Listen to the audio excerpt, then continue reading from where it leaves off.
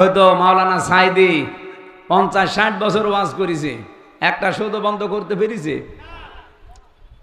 উনি একটা শিরিক বন্ধ করেছিল সংসদ থেকে। সংসদে আগে যাওয়ার আগে মাথা নিচু করা লাগতো। উনি বলেছেন আল্লাহ ছাড়া কারো সামনে মাথা নত করা জায়েজ নেই, সে যেই হোক। সুতরাং এই শিরিক মুসলমানের দেশে চলতে পারে না। স্পিকার বলেছিল যে সাইদি সাহেব, এটা তো এইভাবে হয় না, আপনি বিল পাস হাত উত্তোলন করতে বলবো, আপনারা যদি এই 300-র ভেতরে 151 জন হাত তুলতে পারে এই বিল পাস হয়ে যাবে। ওই দিন পাস হয়ে গেছে। আমরা চাই এই যে 300 এমপি এবার যাবে, 151 জন যদি এবার কোরআন বুকে নিয়ে যেতে পারে, ইসলামের যত নিয়ম আছে ফরজ বিধান সব শুধু বলবে আপনারা হাত তোলেন।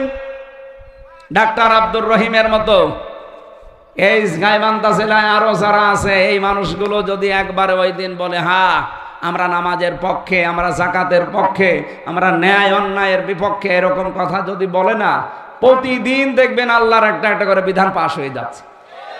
5 বছর লাগবে না, মাত্র কয়েক বছরের ভেতরে বাংলাদেশ মিনি জান্নাত হয়ে যাবে।